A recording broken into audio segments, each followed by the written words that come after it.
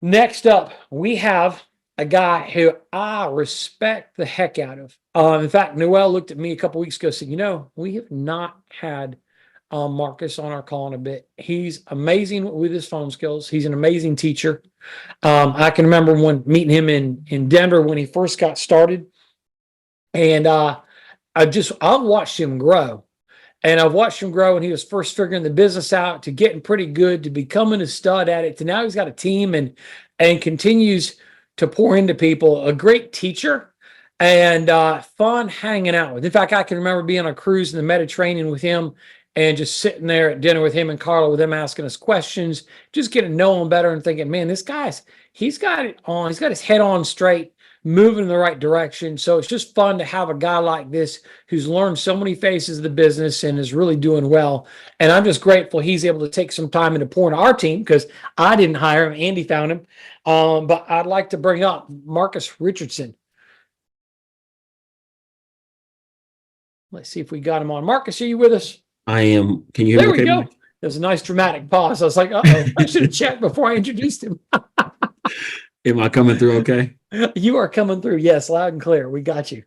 Thank you for having me this last Thursday of 2023. I'm always excited, man. When you called me, I told Carla because we were on our way to go do some stuff for our anniversary, celebrating 20 years.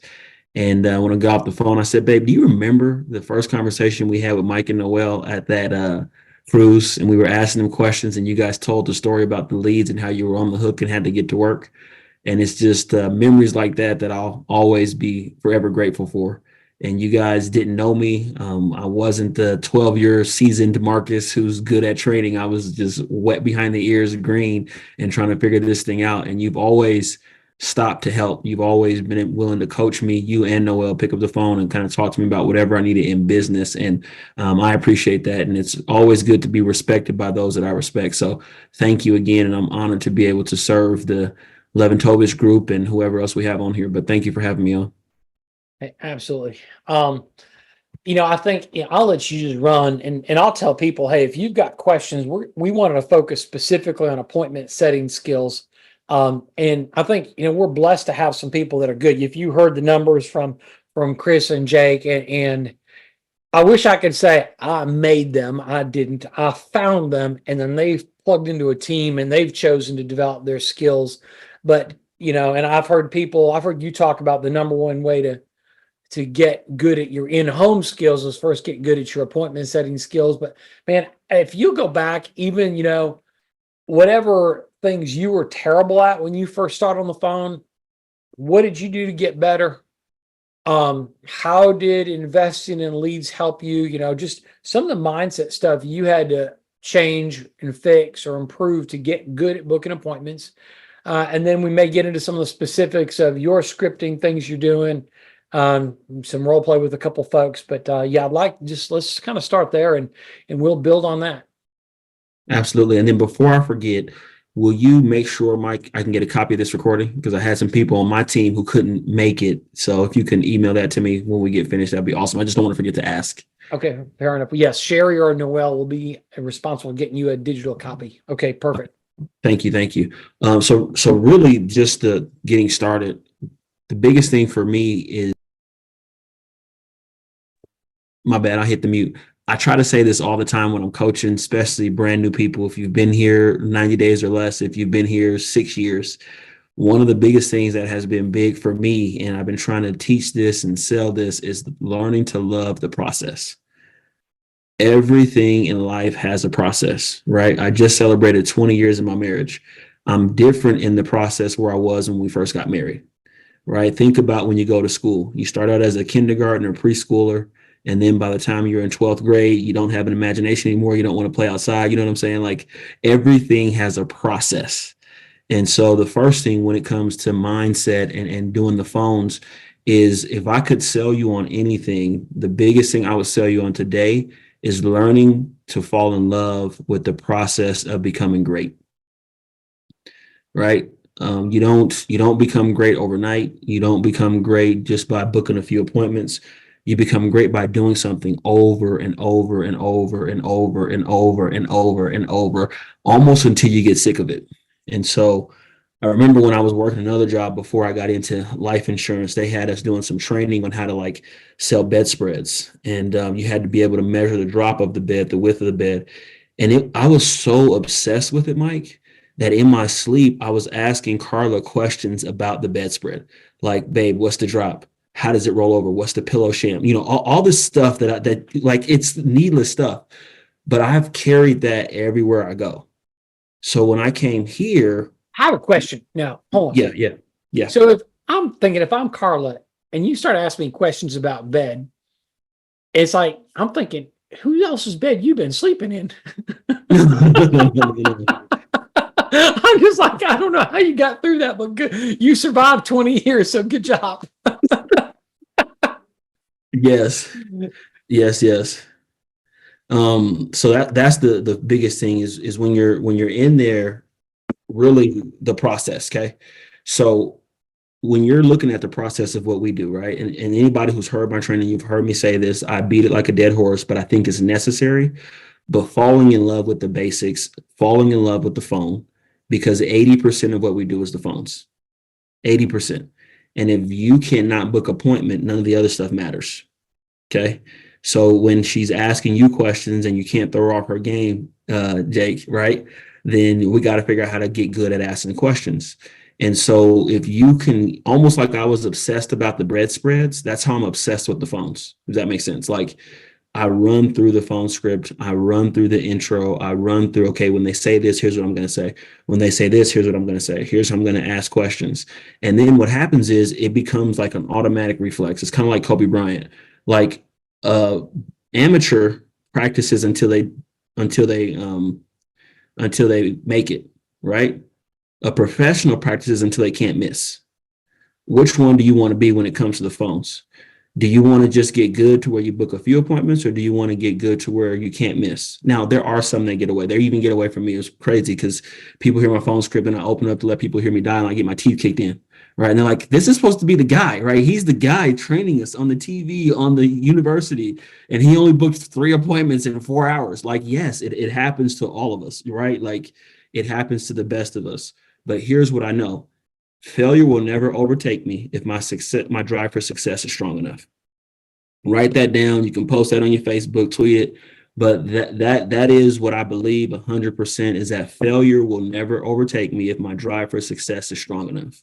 And so the mental game of what we do is just as important as learning the ins and outs of it. Okay. So that would be the first thing, is falling in love with the phones, with the overcoming the objections. And some people say, I hate the phones, right? I stopped saying that, because whatever you say, you begin to believe, right? And so what I say now is that I'm awesome on the phones. I'm a beast at these phones, right? These people can't see me. Like, this is stuff that I say, right? Like, these people love me when I pick up the phone and they want to book an appointment with me, because if I say it to myself long enough, I'll begin to believe it. And then my belief will become contagious when I'm on the phone or when I'm in the home doing the sales process. But that is when you say, what's some of the first things I would say is the mindset. I knew that it was going to take longer than I wanted it to get good, right? And I knew that it was something that was necessary in order to be effective in our business. So with that being the case, why don't I just get up more shots than most people? Some people are like, Marcus, you're so good. I'm like, no, bro, I'm not that good. I just run more appointments than you. They're like, but you, no, it's just years of getting told no. And I've been doing the phones and sales stuff since I was 17. So I take all of that experience. I take this 12 years that I've been running with Andy and Mike, right? And now I'm able to teach it and coach it, but I had to go through a process since I was 17. I'm 40 years old now. So if you're doing the math, that's 23 years of being on the phones. You with me? And so now don't compare your 6 months, don't compare your 6 years to 23 years on the phone.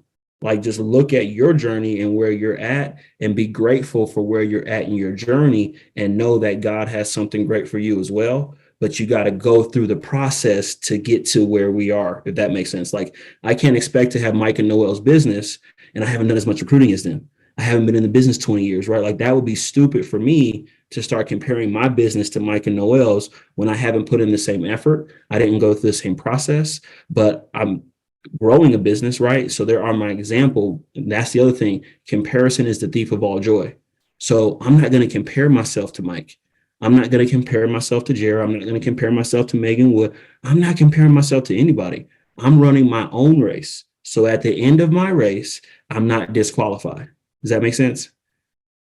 Yeah, that's huge. So many. I mean, I'm writing stuff down. Either I've heard it or some couple things that, you know, I just need to be reminded as I coach people. So I'm hoping people are picking this up. But yeah, I've heard so many people that, yeah, they sabotage themselves because they don't want to embrace the appointment setting. They don't want to learn to like it, and it's like they start off and they, because of that, they they're not going to find success at a big level if they don't embrace that part of the process. Or they think they're too good. I shouldn't have to book appointments. I said, Yana, I wish they could book themselves, but last I tried, I just praying over my leads. It didn't work. I actually had to call them. So instead of praying for the leads to book themselves, I just pray, God, please help me learn to love the process and do more of it.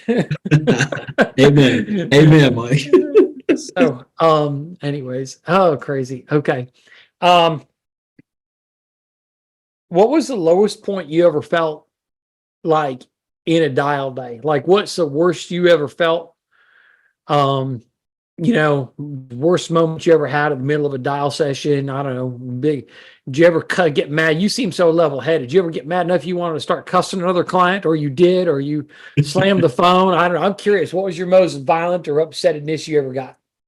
I think probably the most violent is when you start, for me, when you start having success, right?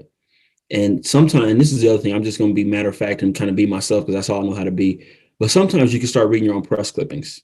Can I be honest with you? Right? You start like feeling good, you're doing things, and then it's like you get your teeth kicked in, Mike. And like legit, bro. Like this year, I went like 10 contacts and no appointments. You follow me? And I'm the guy that they got teaching this stuff. You know what I'm saying? And so you almost want to look like, is there like a hidden camera in here? Like, do these people know? Like I'm Marcus. You know what I'm saying? Like I'm good now. Like you should book an appointment with me. Like I know this stuff, right? And sometimes you just gotta kind of take a step back. And so when that happens, I do what we did. So you were with me, Mike. We went to that Tony Robbins thing, and it just talks about changing your physical state, and that has been so helpful for me. We did that about 2 years ago. But there are often times where if I am having those rough days or I am having those situations where I'm not having success, I'll do something to change my physical state. One of the things I like to do is kind of pound my chest, stand up like I got this, right? That's one of the things we learned at the event, at the seminar. Another thing I'll do sometimes is I'll stop and do some push-ups, just get my heart rate up because it releases those endorphins. And when those endorphins are released, you're a different person. The energy comes across different, and there's different things that you can do. And then sometimes I just got to take a break. Like I just got to step away. Not right now. Give me 30 minutes, give me an hour, and then I'll come back and get it again or get it later when my mind is fresh. So those are some things that I do. And, it happens to the best of us. There's days where you talk to 10 people and you book 8, right? And then there's days where you talk to 10 and you book 1, and it's like, what is going on? And when that happens, again, it's part of the process. So I don't get mad. I'm like Steph Curry. I use a lot of sports analogies for those who don't follow sports. I'm sorry. But Steph Curry, the greatest three-point shooter of all time. I don't care who else, you might want to argue that, but he keeps shooting. So whether he comes out and he's 3 for 13 from behind the arc, guess what? Next week or next day that they have a game, he's going to keep shooting threes, and he might go 6 for 10, right? He shoots 60%, but he doesn't stop shooting. And so in my mind, I'm the Steph Curry of booking appointments. Like I'm good at what I do. So guess what? I'm just going to keep talking to more people until I find my groove, until I find my niche. And I don't get, and that's the process. I don't get too frustrated. I don't quit. I don't throw in the towel. I don't cancel my lease on my office and fire my staff because I can't book appointments because, that's a bit dramatic. But I know that there's seasons of everything that we do, like seasons in this business, seasons in life, seasons in marriage, seasons of raising kids. And this could just be a season that I'm in. But I know after every winter, there's a spring, right? And so if that is the case, I just can't quit in my winter season. So I got some of you listening to me, and I feel God on this one. You're in your winter season right now with the Alliance. You're in your winter season in your life, and you're wanting to quit and throw in the towel. Listen to Marcus. Do not quit. Do not throw in the towel. God has too much in store for you, too much greatness, and not just in business, but in your life. If you quit, you'll never see what the end will be. I felt that for some. I don't know who that's for, but I felt like God was moving me to say that. So whoever that's for, bless you. Okay. So I think, it's like we talk about somebody based where's the script part? So we're getting to that, but I think if I were to tell you what's the foundation to have great phone skills based on listening to you, mindset first, Mhm. work and reps, technique and scripting last. It's like 100%. if we're making a pyramid, the foundation is your mindset and how are we thinking, what are we doing, putting in the work, and then adjusting technique is like the last piece of that. Because if your mindset's right and you're putting in the work, then the technique will find a way to adjust. But that's big. Okay, well so we talk about that. When you first got started, what Yes. was so when you let's talk about the work and what was a good dial day for you? Like back when you were still learning to develop your phone skills, how did you decide when you were done dialing? What time would you start? Kind of give me some of the basic things on how you measured work and success in the work side of things. Absolutely. So for me, Mike, when I first started, people laugh at this and they don't think I'm serious, but I started with leads that were 6 years old. On the top of the lead, they said EX, and I had no idea what that meant. I just knew someone had a phone number, a birthday, and they filled out a postcard looking for life insurance. So I was excited. Come to find out, those were actually expired leads that they were no longer supposed to be in the system, and Robbie was just giving them to me. Okay. And so I was able to set some appointments off of those. And to get to your specific question, when it comes to like dial count, I remember every week I would have to report to Robbie how many dials, contacts, and appointments. And that was for me, it really helped me develop a good habit, a good work ethic. But Albright had sent me a text. I was probably like 1 or 2 weeks in, right? And on the text message, he said, "How many dials did you make?" And I said, "Not enough." And he said, "How many?" I said, "Not enough." I was embarrassed. And then he sends me a text message and says, "Number, dot, dot, dot." Numbers. Like he always tells me, put the numbers in the box, Marcus. The numbers will speak for themselves, right? So I said I did like 110 phone calls, and I thought it was a lot, you know what I'm saying? Because at the first company I was with, we didn't really track dials, we just tracked appointments. So I did like 110 dials, I think it was, and this was in a week, not a day, like a week, 110 phone calls. I think I had set up like 5 appointments. It was nothing real sexy or stellar, right? And then he texted me back. He said, "You're right, not enough. You're gonna stay broke at this rate." So he kind of helped reframe what work looked like for me, because a lot of times people start out and they they've never done what we do, and so they think 100 phone calls in a week is a lot. It's like, whoo, my goodness, I'm tired. It's like, bro, that's not even a lot in a day. Like, you know what I mean? Like that's, so we got to help kind of shape their, hey, that number is actually needs to be higher. So what I've been kind of coaching for our guys and for our gals is 300 calls a week minimum. If you're full time, there's no reason why you can't make 300 phone calls a week. And they said, "Well, I'm just trying to get you to fall in love with the process."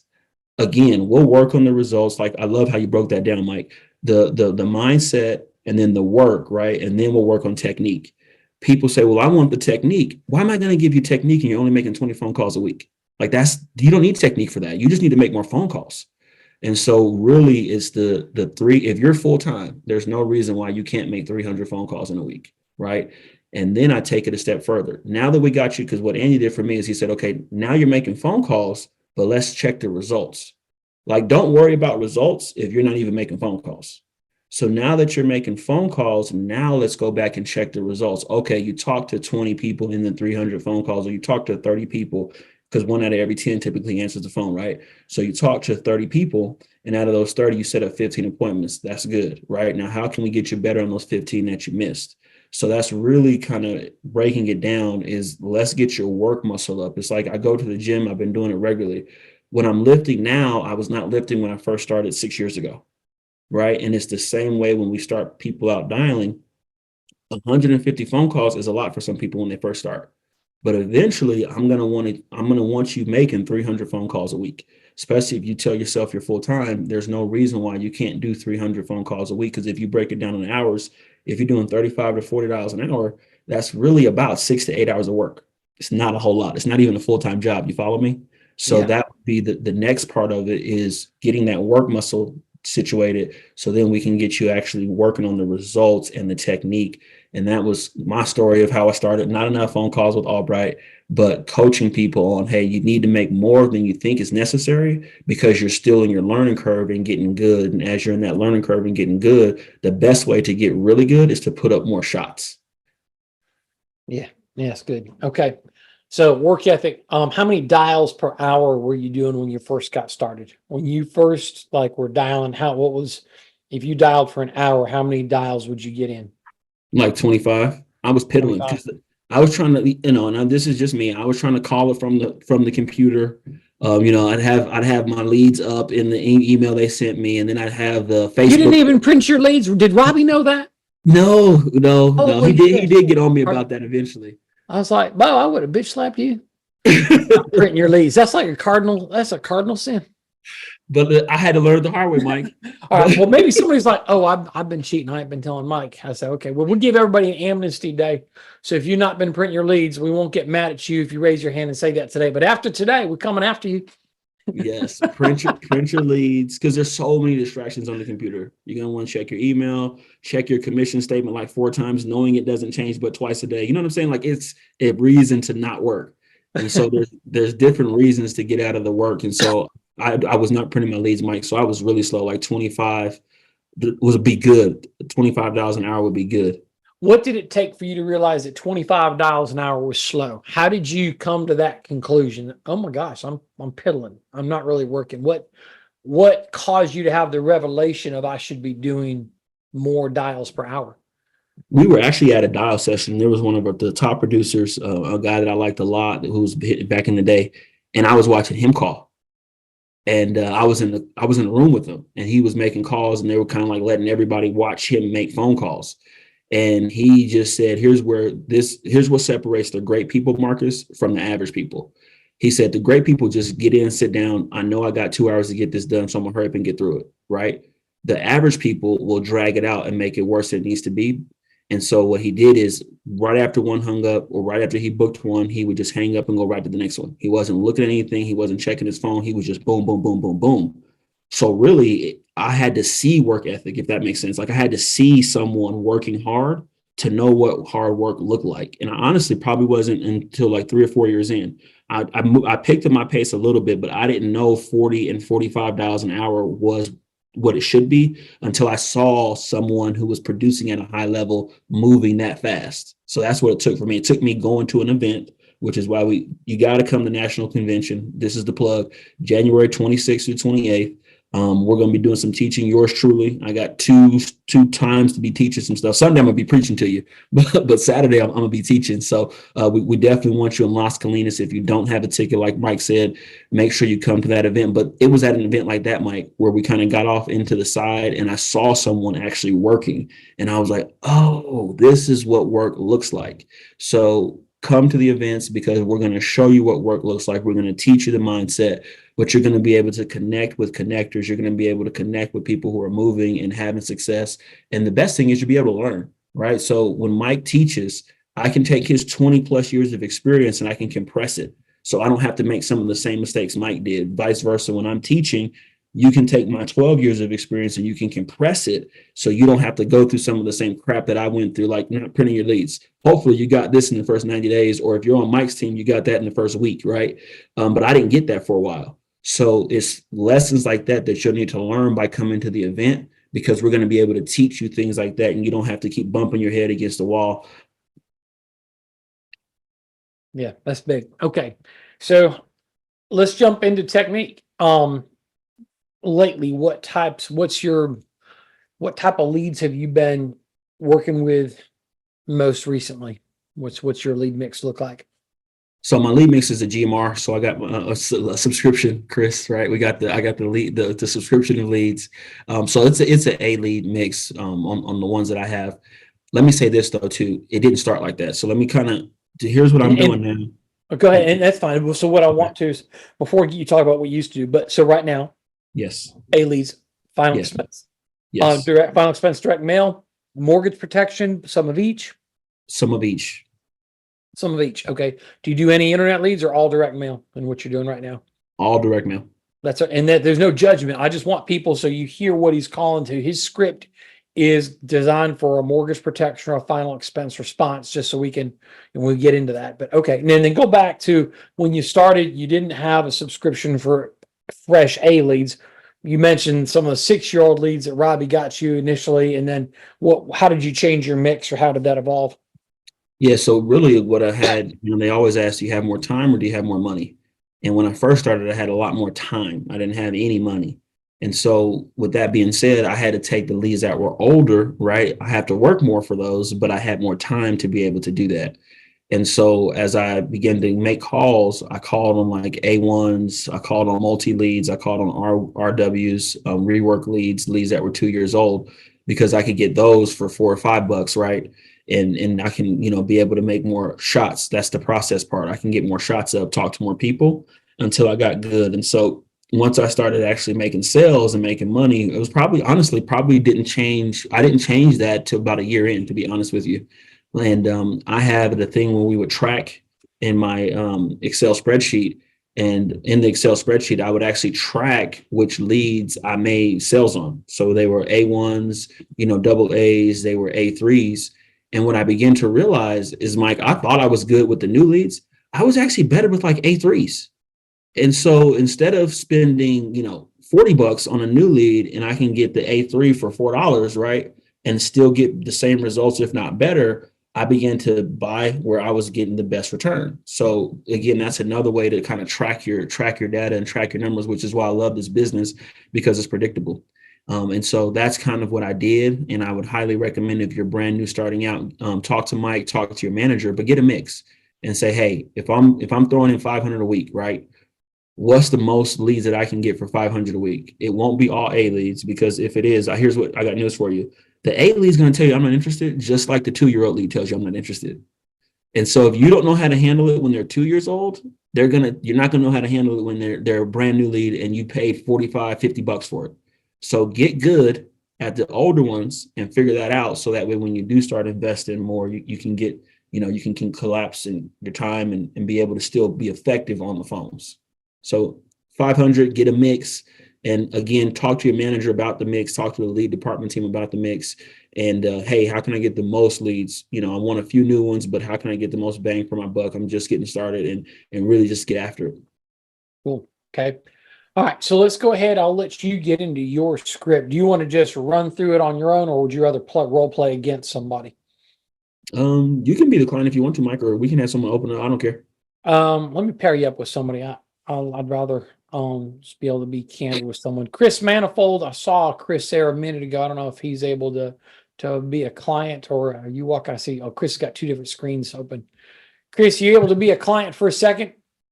Absolutely. No. Okay. All right. Well, let's do a final expense version here with Chris Manifold, and we'll come back and we'll let Chris Nelson jump in and be our client on the mortgage protection side. But go ahead with Chris here. Yep. Ring. Hello. Hey, Chris. Hello. Hey, Chris, this is Marcus. Chris, I was getting back to you about this little postcard you had sent in recently, requesting some information on the final expense insurance, the one for Ohio residents. Now, Chris, my job is real simple. I'm just a person responsible for bringing back the postcard and getting the information you requested out to you. And Chris, they got me in your neighborhood the next couple of days doing some deliveries. Chris, are you still over there at 1234 Main Street? I am. Okay, perfect. And then I see on here you have a spouse, Tiffany. Is that still accurate? Correct. All right, good. I hope so, man. But anyway, so Chris, like I said, they got me in the neighborhood next couple of days doing some deliveries. You still working or you retired? I'm still working. Okay. And then what time are you normally home from work tomorrow, Chris? I can get that postcard back into your hands and go over the info. Normally I get home around 5. Perfect. I can do 5, but is there any reason you guys both wouldn't be there tomorrow between like 5:30 and 6? I can swing by and get this information you requested out to you. Yeah, that should work. All right, perfect. Should work or will work, because I got a bunch of appointments. I got to make sure you're there. Oh yeah, that'll work. Okay, perfect. So just let Tiffany know that Marcus will swing by with the postcard to go over the final expense information you requested, and then write that down so you don't forget about me, okay? All right, will do. All right, you got it, man. Okay, so that's Marcus's final expense script. Chris, I don't care if it's the same or different than yours, but just as someone that's behaving like a client, you're pretty steady at booking a clients. What do you notice that is intentional, just as you're observing Marcus and his script? What kind of jumps out at you that he does? Well, the big one was there right there at the end where is that going to work? It should work or will work. You know, that was big for me. That's something I'm gonna take away. You know, I learned that from Flavor Flav. He said, "Homie, don't play should." Yeah, so I mean that's a big deal for me in terms of like a tie down or whatever you want to call it. But yeah, that's a note I'm going to take away. Okay, all right. That's something even Alex Sabian taught me. If you feel it, say it. When you hear the should, if you don't feel tingles on your spine saying, "I'm fixing to get screwed," you should, because you will. So don't play the should. Call it out. If you feel it, say it. I love that, Marcus. Good job. Thank you. Okay. Let's pivot over to a mortgage protection script, and let's do that with Chris Nelson. I'm assuming, Chris, is that why you were raising your hand, or did you have a question? No, that's why I was raising my hand. Okay, we'll let you be the client on the mortgage protection. Go ahead with the mortgage protection here, Marcus. All right, Ring. Hello? Hey, Chris. Yes, this is Chris. Hey, Chris, this is Marcus. Chris, I was getting back to you about this little form that you had sent in recently requesting some information on the mortgage protection. My job is real simple, Chris. I'm just a person responsible for making sure I get the information you requested out to you. Now, they got me in the neighborhood the next couple of days doing some deliveries. Chris, are you still over there at 1234 Main Street? I am. But Okay. I already got that taken care of, though. That makes my job even easier, Chris. I just got to bring back the postcard because I don't have a record that it was ever closed out on my side of things. And then once we do, we can get that closed out and just do a quick review for you. So, Chris, are you in Aurora over there at 80017? I am. Okay, perfect. And then, Chris, what time are you usually home from work so I can just bring back that postcard and get this file closed out for you? What time are you normally home from work tomorrow? I'm normally off around 3. Okay. Now, is there any reason you guys wouldn't be there tomorrow about 4? No, we don't have any appointments tomorrow at 4. Okay, perfect. And then I see on here a Mrs. Nelson that 4 o'clock works for her too. Yes. All right, perfect. Now just let her know that Marcus Mortgage Protection guys swing by tomorrow about 4, and then give me a little window in case I get caught in traffic because this Colorado traffic can be kind of crazy sometimes. Okay. All right, and then when I'm coming by, because it starts to get dark around 4, are the numbers on the house or the mailbox? What should I be looking for? They're on the house. Okay, perfect. So yeah, I'll write that down. I'll be there tomorrow between 4 and about 4:30. Give me a little window in case I get caught in this crazy traffic. Okay. All right, I'll see you tomorrow, Chris. All right. Thank you. Perfect. You're welcome.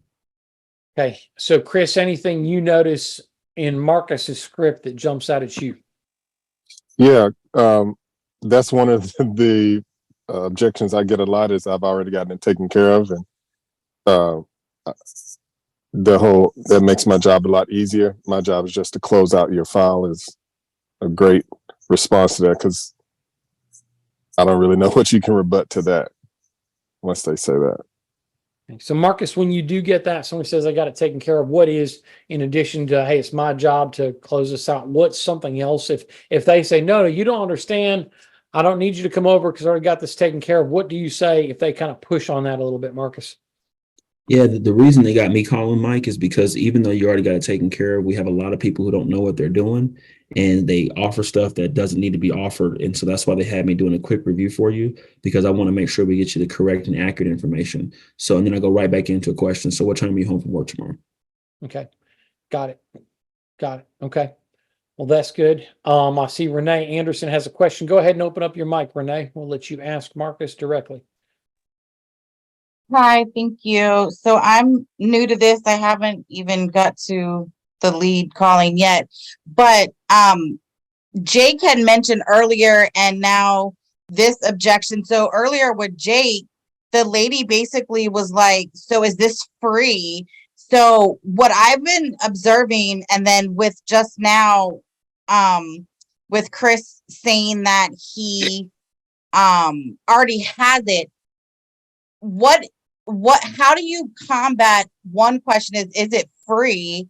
And then the second part of it is if he already has it, what are you going for? You're going to look at the policy he has and see if we can get him a better policy, or you're calling his bluff because maybe he doesn't already have one. That's kind of where I'm trying to understand. Good questions, Renee. So first one is we agree with them always. So when they ask, is it free? Say I have a lot of different programs. Were you looking for the free ones? Question. They'll say, yes, I was looking for the free ones. Okay, perfect. I'll make sure I bring some information pertaining to that. But what time are you home tomorrow? Okay. Okay, but do we have free programs? We do. If I sell them an annuity, it doesn't cost them anything. We do. It doesn't cost them anything. Okay, I All over see the what you're phone. saying. Okay, gotcha. Okay. Yeah, we do. And then on the second question, once we get in the house, because here's the thing, Renee, and this is not just for Renee, but everybody, all the magic happens in the house. So I'm really just trying to figure out when you're going to be home so I can get to the house. Because once we get there, we're going to find out if you have another policy that we can review. It might be one of those ones off the TV that are trash, or one of the ones that another bad agent sold them, right? They didn't really look out for them, or they're not funding an IUL correctly, whatever it is. I just want to get there and see what they have. So then once we get there, at that point, we go through a regular presentation. When we get to the part on the green sheet that says, what other policies do you have? Or you mentioned to me on the phone, you already got taken care of, who was that through? Is it any of these carriers showing something in your ATM? Oh, you know what? It is Mutual of Omaha. Okay, perfect. Why don't you go grab that for me so we can do a quick review? Like I said, I want to just review the case and then we'll be out your hair and you do a review. And so you kind of go through the process and see what they have. And it was funny. I had a lady call me back. She thought I was the guy that sold it to her about 4 weeks ago. I wasn't the guy that sold it to her, but I booked the appointment and went by there. 2 policies that she bought were not from me. They were from other people, but they were terrible. So I went over there. She already had 2 life insurances she was paying for. And she's like, well, which one should I keep? And we were going through them. She didn't end up keeping any of those. She ended up getting the one that I sold her, and we got rid of both of those. So again, it was $137 a month. I would not have known that if I didn't just book the appointment. So that's a story that just kind of solidifies all the magic happens in the house. All right, makes sense. Renee, Thank I got another. Renee, do you have teenagers? you. I don't have any kids. Thank God I have a dog. Okay, so all right. So here's for those that either were you once a teenager? At some point in life, I was it was a long time ago, but yeah, All right. Do you remember your mama asking you to clean your room? yes, Now, were you the type of person that went and did it immediately and obediently and with gratitude? Or were you the type of absolutely not. Okay, right. So you probably stalled. You probably came up with a bunch of ding dong reasons trying to sell your mama that you were doing it or didn't need to, that your room was magically cleaned by elves that you had under your bed. Right, Okay, that's our clients. gotcha. They are 60 and 70-year-old older versions of you as a teenager. And we've been asking them to get life insurance for the last 40 or 50 years as an adult, but they keep acting like it's like cleaning their room and keep coming up with a bunch of BS and reasons not to. And now it's like time is running out and the problem's only getting worse. And so we have to be the adult or parent to their teenager. Gotcha. It makes complete sense. Okay. Thank you. All right. Jake or Ray, somebody from your office want to ask a question there? Hey Marcus, thanks a lot for this, man. I took away some good notes. My question was, what's your response to, I don't want nobody coming over to the house, or I'm not comfortable with you coming to the house? Yeah, I totally understand. I'd rather not myself, but because it is state regulated, I do have to see you and just verify you are Jake Joseph, and then I'm getting the information to the right person. So are you still over there at 1234 Main Street?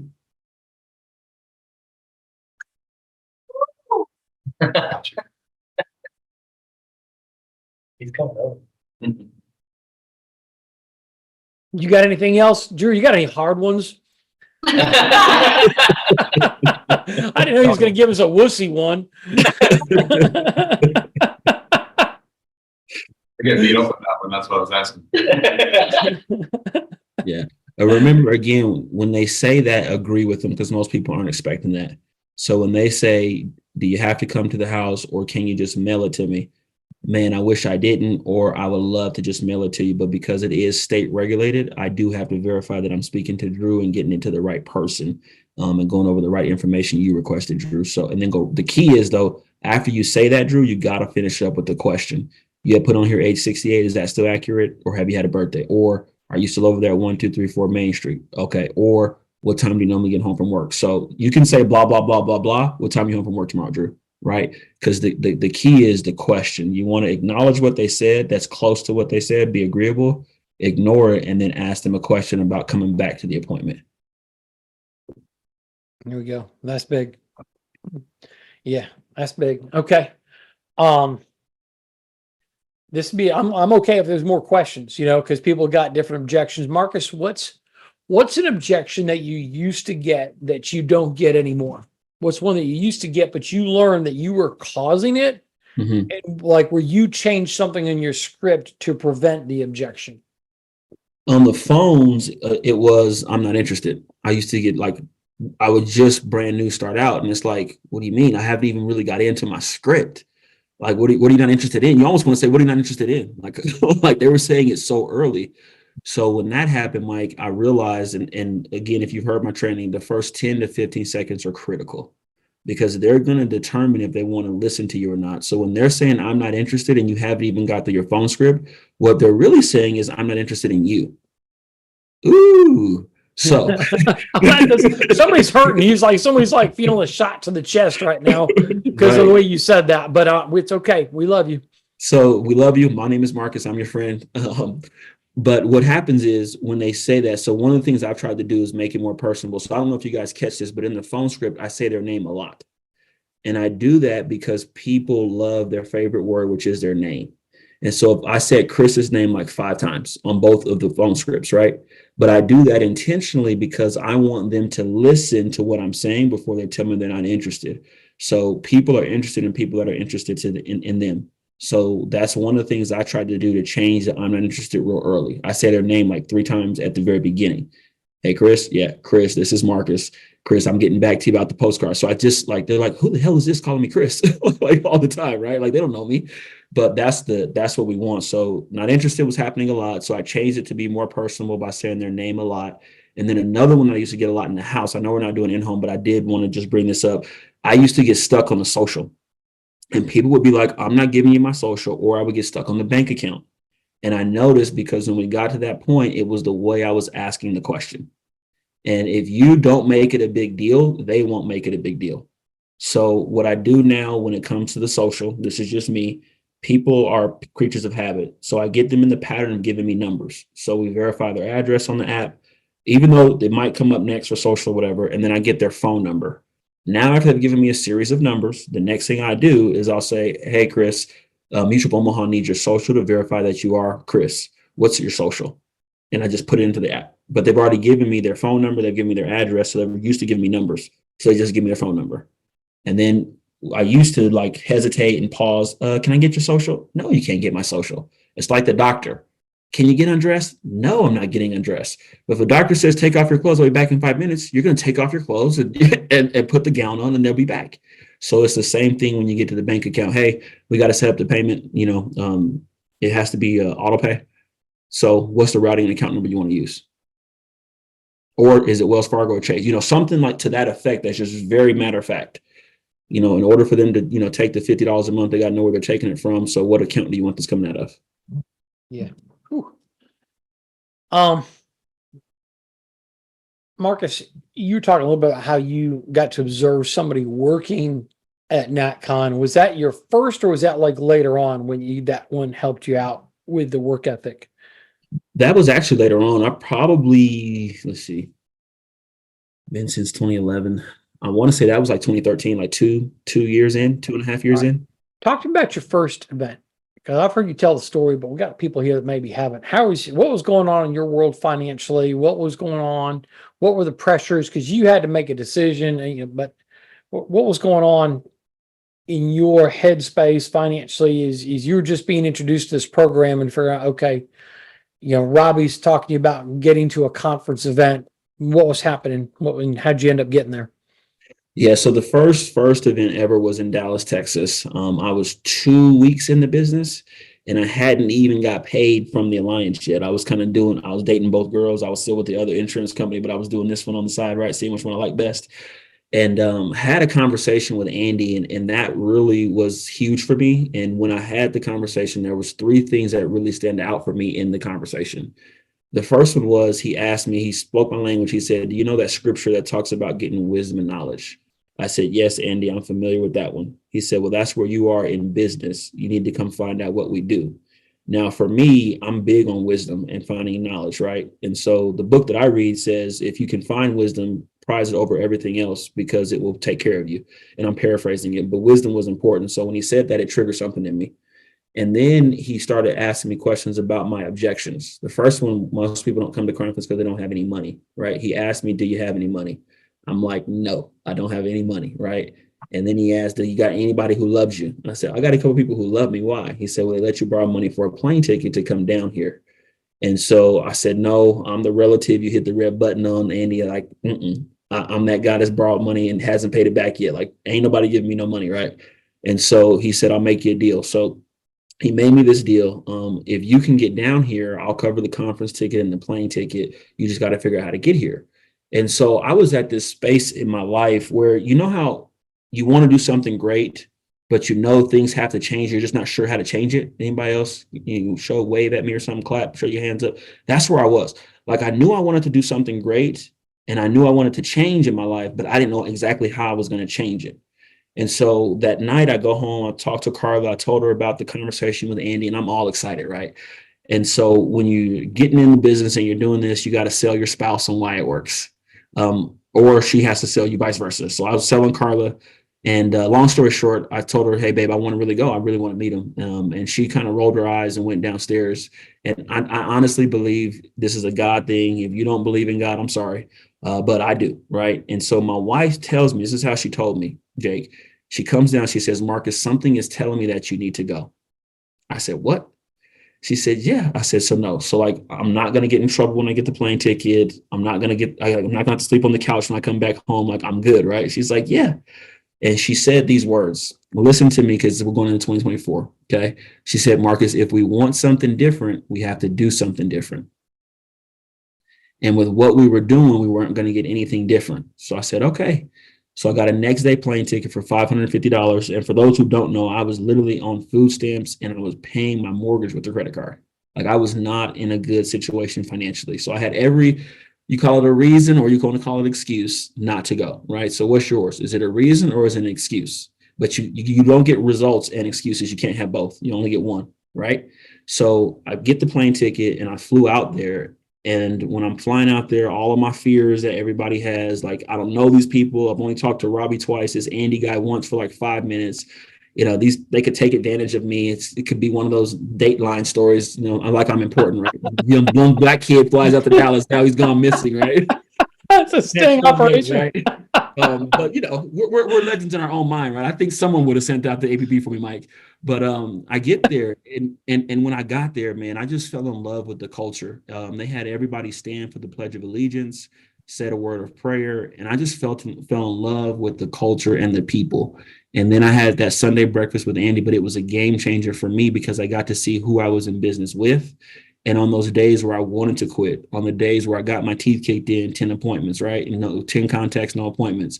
I remember hearing Fitz's paycheck of $76,000, right? In a month, a bonus check. I remember hearing Heather Fitzgerald's story about how she couldn't buy groceries at Target and had to literally take stuff out of the cart, which is what my wife was doing. But now they're multimillionaires and I was able to relate. I remember Stephen Davies saying, hey, blame is a soothing ointment for failure.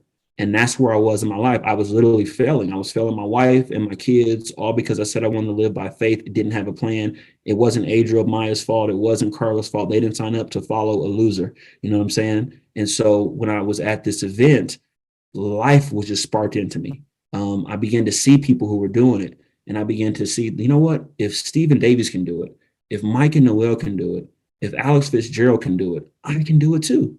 And that was one of the reasons I have stuck around so long, because I got to see other people who were having success. And then it breathed life into me and said, you know what? I'm just going to keep on going. And then eventually something will happen. I'm like the bamboo, right? The bamboo takes 5 years to grow, but it grows all the 90 feet in like 90 days, right? So a lot of you guys are like bamboos, where you're in the ground, your seed is germinating, right? But if you don't give it time enough to grow, you'll never see it reach 90 feet. It could be in 90 days, but you got to let the roots get down deep. And if you take this out and say, I'm gonna go to another IMO, I'm gonna go to another insurance agency, you're not giving it time to grow. Like, the grass is not greener on the other side. I've been married 20 years, right? The grass is greener where I water it. Like, the next chick is not going to be better than Carla. You follow me? Like, I love Carla, but I have to develop the relationship with Carla. I love the alliance. I love Andy. I love Mike. I love Noel. So I've patterned my life to say, you know what? I'm in business with these guys. I'm going to water the grass right here with Mike and Noel. I'm going to lock arms with them. I'm going to lock arms with Andy, and it's going to be green where I water it at. But that for me was my first event, and I fell in love with the culture.